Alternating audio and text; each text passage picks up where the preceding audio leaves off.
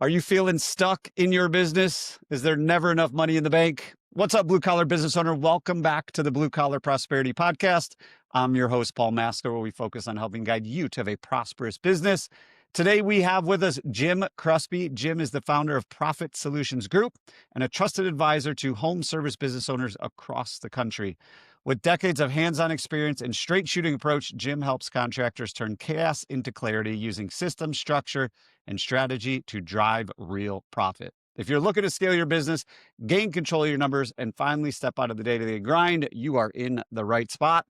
That is Jim Kruspe. Welcome, Jim. Thank you so much for being on the show today. What is happening in your world? Well, we've got cold weather, but it's supposed to be 70 degrees tomorrow. So welcome to life in the Midwest, right? There you go. That sounds like life in the Midwest. I used to live in the Midwest, and that was life in the Midwest. I live in North Carolina now, and it's still the same. It was 20-some degrees a few days ago, and it's going to be 75 this weekend. So you never know what you're going to get. But let's get into this. So you and I talk a lot about this. We probably not too often do like two CFOs get together on the same podcast and just talk shop and talk numbers, because there is a scarcity mindset out there. A lot of people have like, oh, he's competition. I want to like him. Look, no matter what business you're in, there's enough work to go around, including in your home service world. Don't worry about the competition. Worry about what you're doing to help your clients. So let's kick it off, Jim. How did your journey start? You've been in the trades a long time. You love home service. You love helping them make money. But how did your journey get, how'd this thing get started? Well, I kind of dropped into it by accident. I went in college. I'm a mechanical engineer by degree. So, I believe it or not, I was at a fraternity meeting, and there was an alumnus that came and spoke to us, and I got to know him, and he asked if anybody needed a job, and he happened to open a mechanical contracting company 6 months prior, so he needed to hire a parts runner, and you know, went back in those days in 1988, where minimum wage was $4.25. He offered $8. So you know what? I was like, that's me. So I can sit behind a pickup truck and, because I'm used to. I mean, I grew up in the country. So I'm originally from Lexington, Kentucky. Grew up there. Went to undergrad there. But yeah, I mean, that's what I did. Learned all the parts. Learned plumbing. You know, on the commercial side, right? So I came probably from a different path than what most people did in the trades. Came from the big stuff, stadiums and arenas and big stuff, schools. But just learning how to put things together, learning how to, how water flows, how air flows, right? So got used to that and did that for the summers. And then I took a really kind of an unorthodox way from a mechanical engineer. I started working distribution. I got hired by Louisville Plumber Supply out of Louisville, Kentucky. That's where I started my journey in the supply business, and worked my way up, and then got hired by the R.E. Michael Company, based out of Glen Burnie, Maryland, and opened up the branch there in Lexington. And so, yeah, but in between there, I was stationed up in Mishawaka, Indiana, which is close to South Bend. And you and I have talked. That's how I got my MBA at Notre Dame. So, it's a little warmer down this way than it is in South Bend, as you can appreciate, right? Being from the land of Michigan and Minnesota area.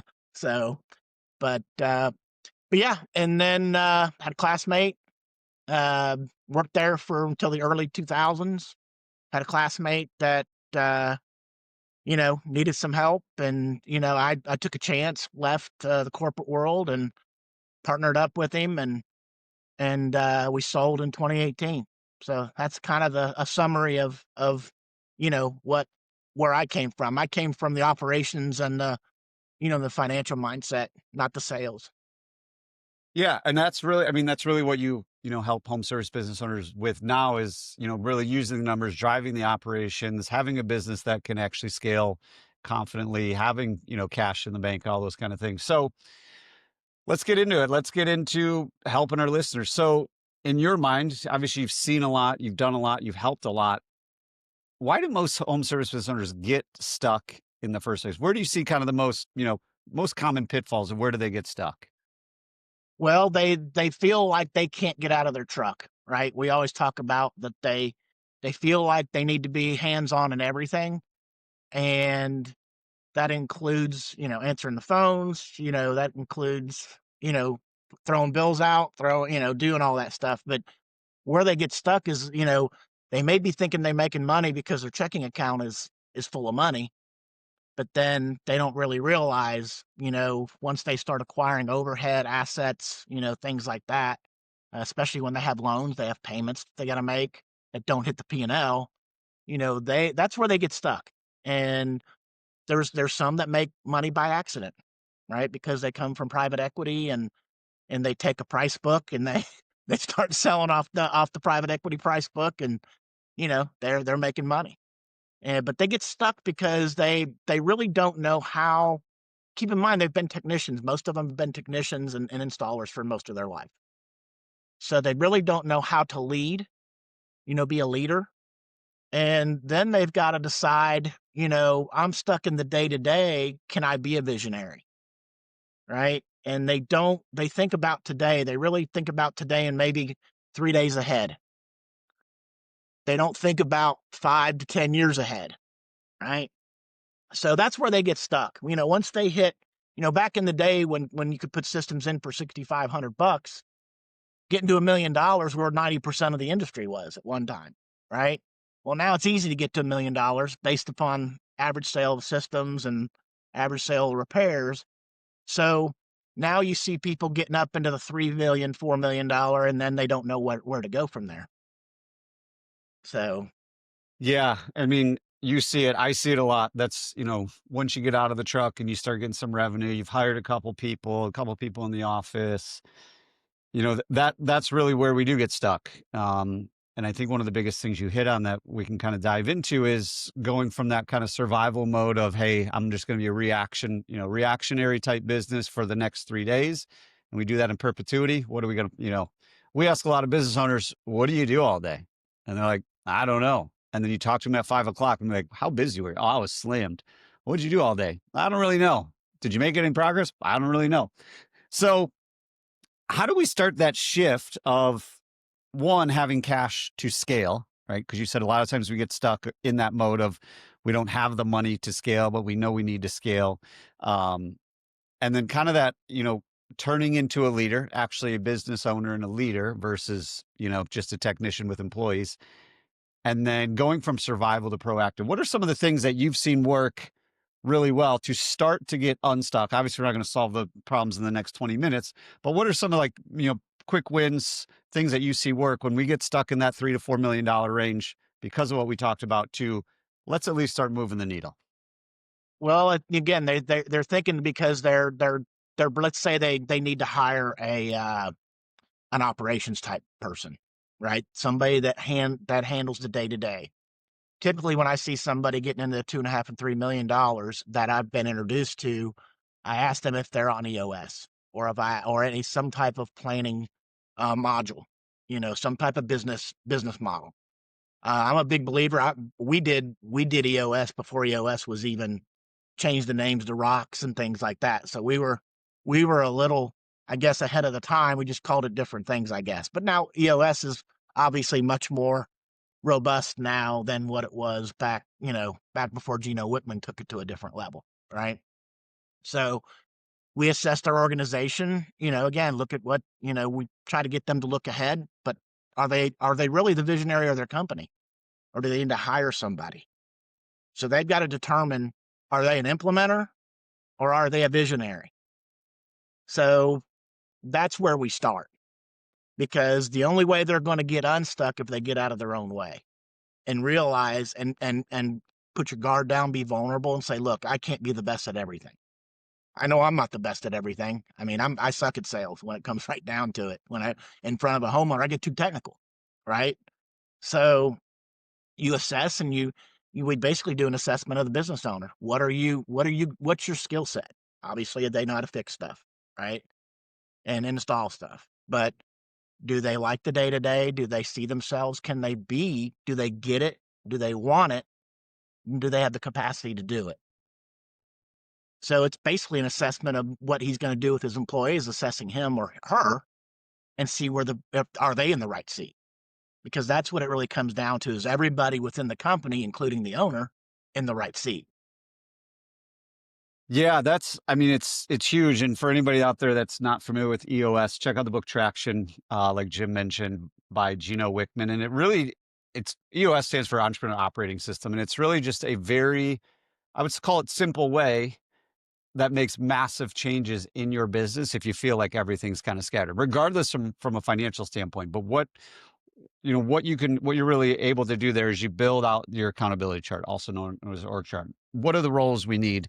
Who do we have right now on the bus that we can fit those roles? Are they in the right seat? Do they have like Jim mentioned, they call it GWC in the US world, get it, want it, capacity to do it.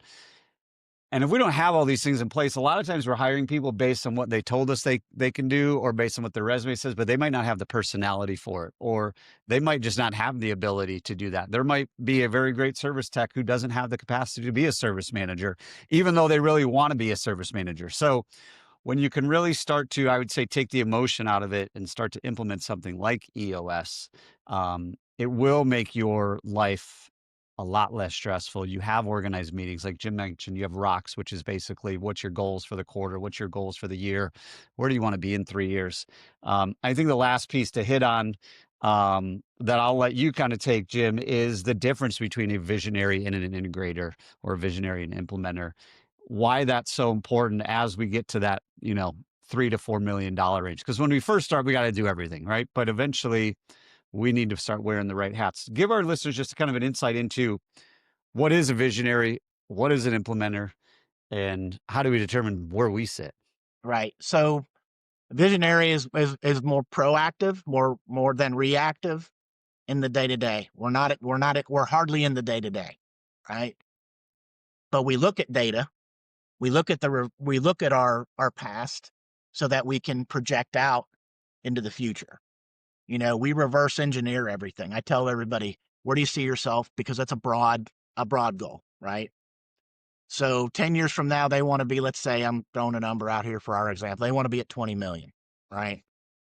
Well, let's reverse engineer that. You're at 4, you're at 5. What do we have to do? And we scale everything back. Well, where do we have to be in 3 to 5 years?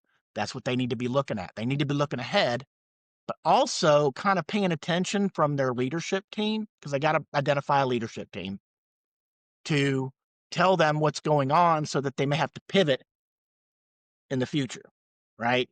So that's basically what a visionary is. They set the plan, and then they say, hey, COO or operations director, this is our plan, and you need to implement it.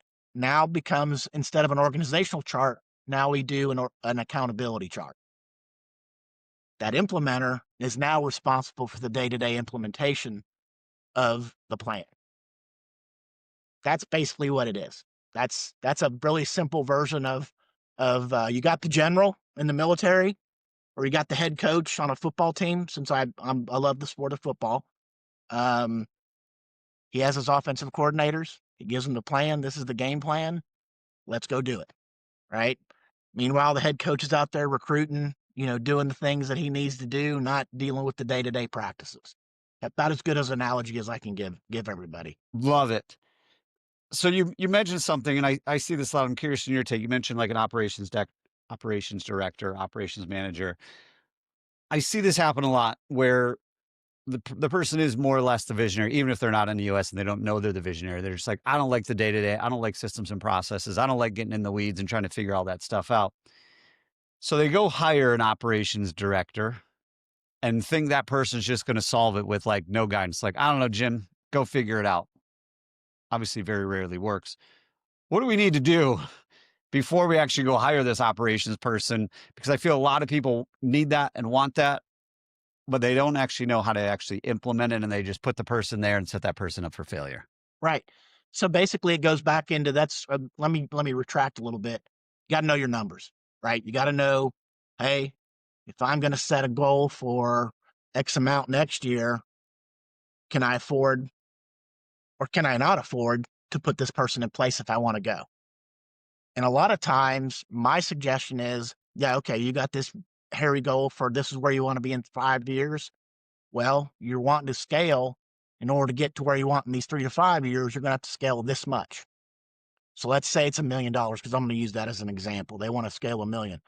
Well, if they hire somebody for 100 grand, that's probably going to work, right? To come in and implement that stuff.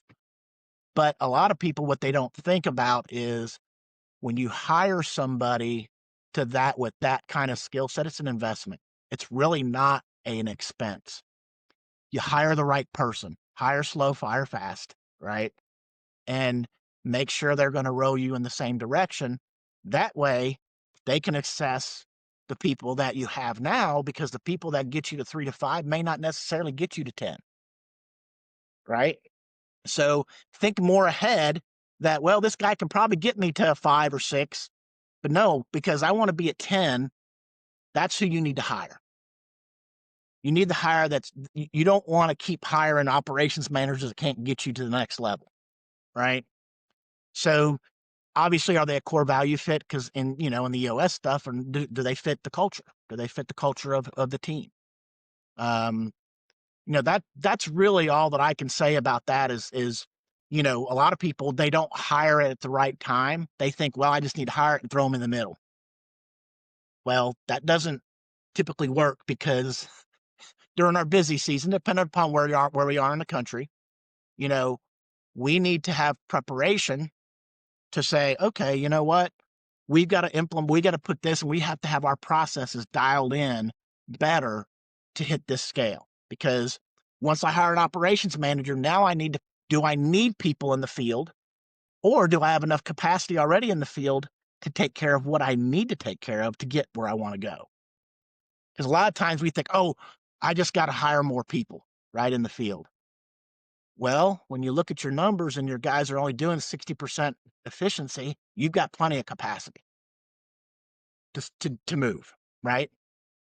For So, sure. And I think that's where, and you see it once we know the numbers, that's where a lot of people get stuck. They think, well, I just need more leads and more people. But then when we really look at the numbers, like you don't need either. We just need to get better at all the things that we're actually doing. You said something I want to get back to because I love this thought process is the people that are going to get you to 5 million are not going to be the same people to get you to 10 million.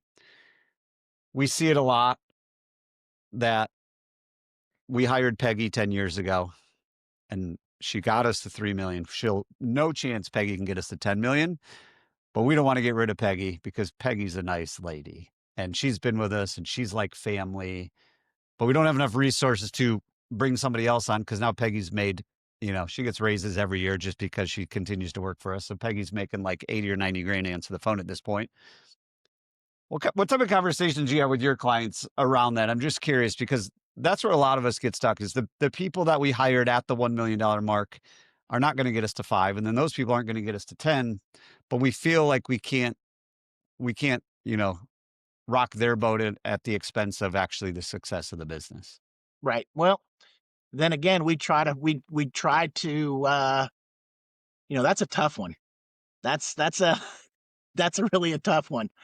It's probably one of the hardest conversations to have with somebody, right? Because either if they've been with them that long, there's I mean, let's be real about it. They become part of your friendship circle sometimes, right?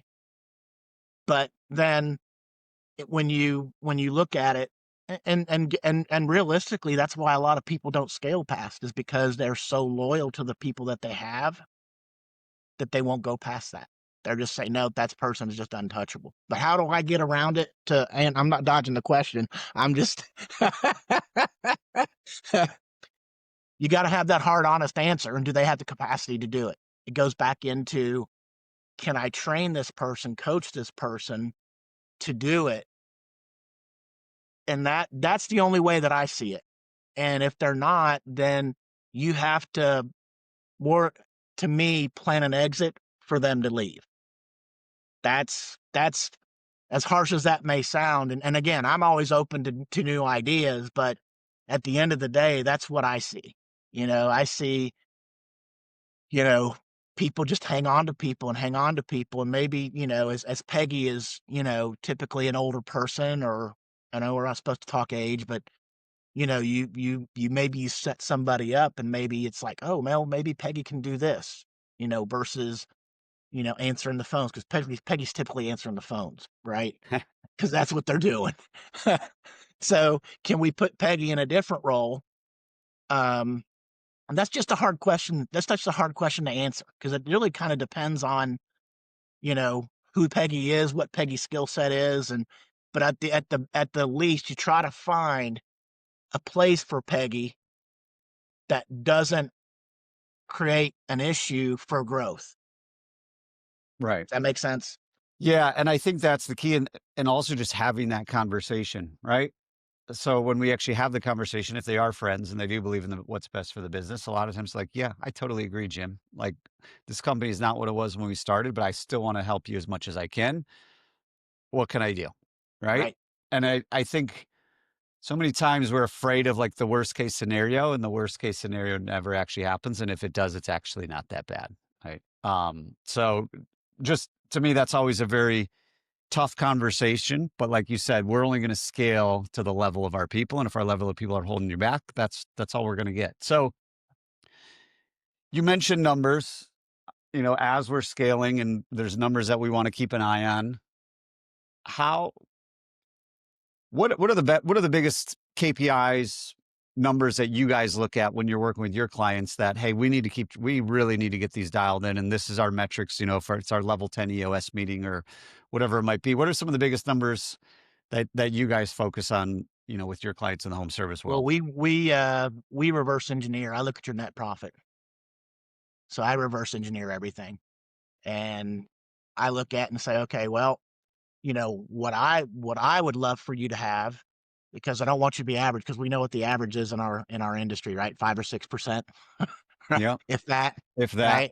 right? If that. So I say, look, you've got best practices and best and the most successful companies. And what I mean by success is companies that run without the owner in it, right? That was always taught to me is successful company is one with that operates without the owner in it.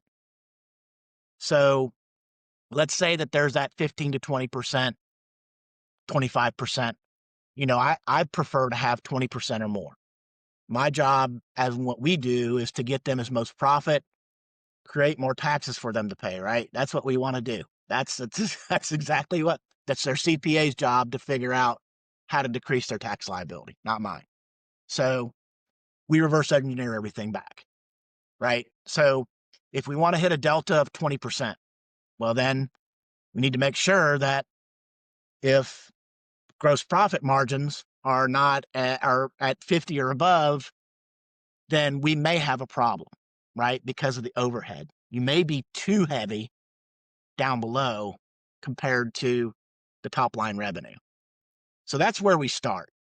And then if the profits, let's say those numbers don't work. Let's say they're at 10% profit.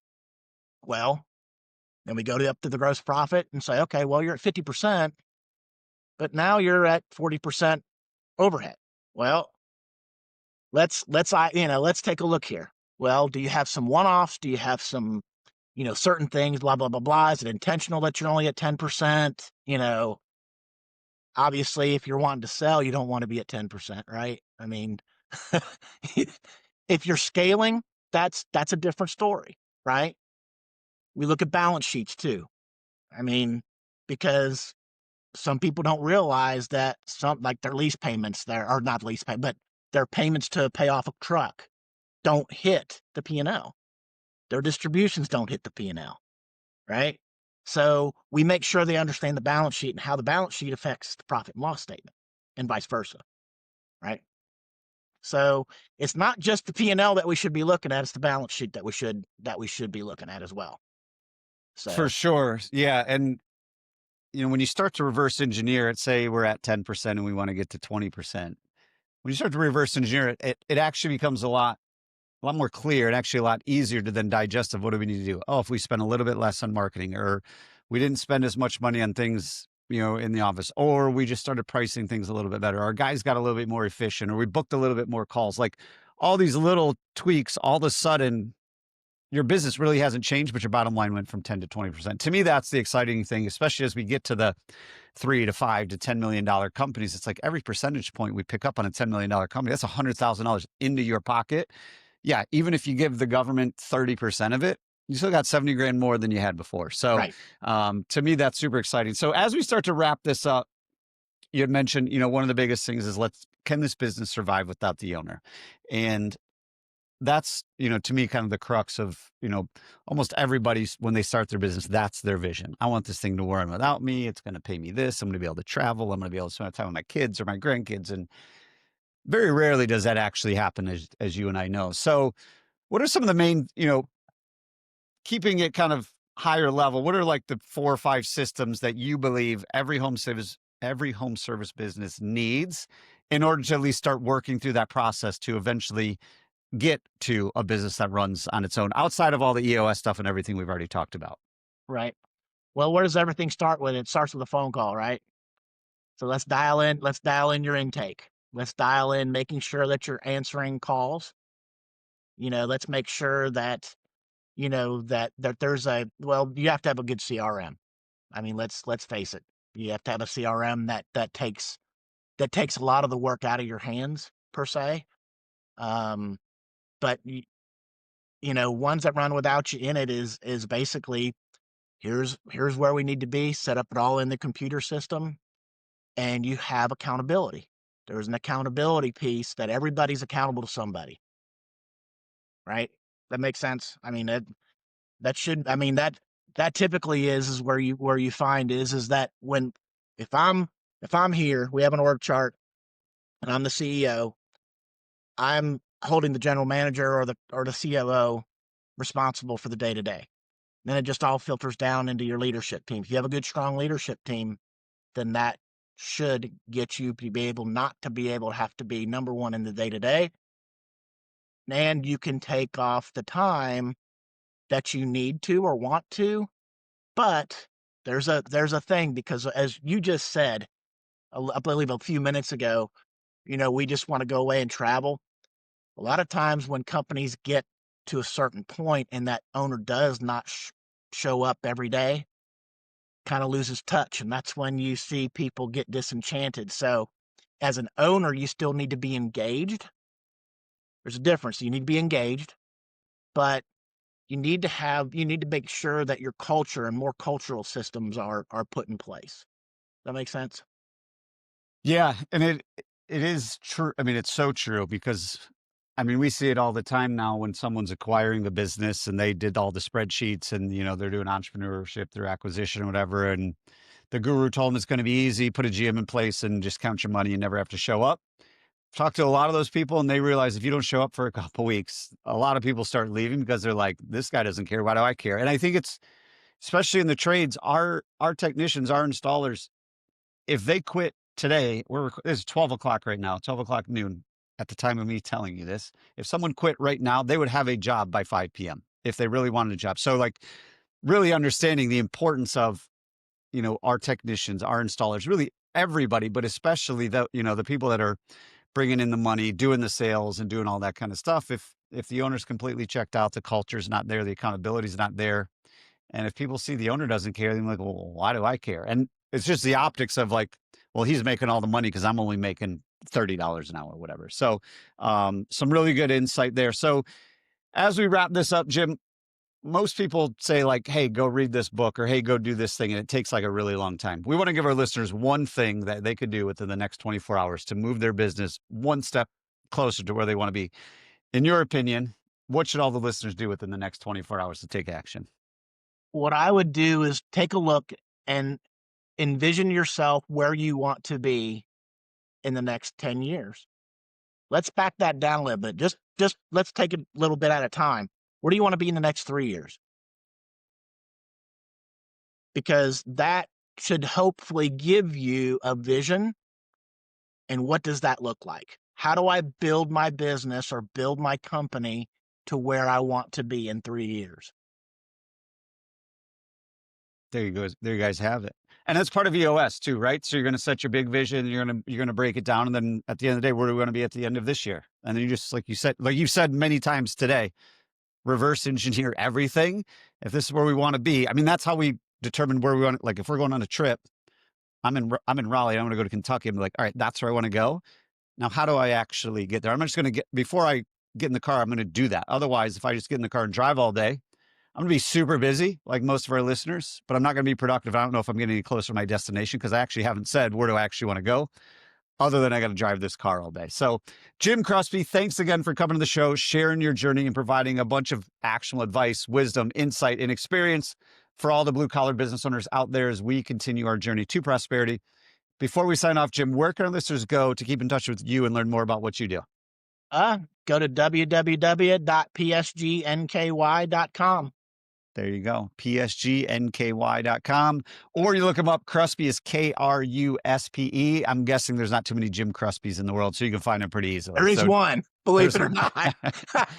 There you go. Look for from Canada. He's from Canada. So I get so look for the guy in Kentucky that does home service work. Jim, thanks again for coming on the show. I really appreciate it. Oh, I appreciate it. Thank you.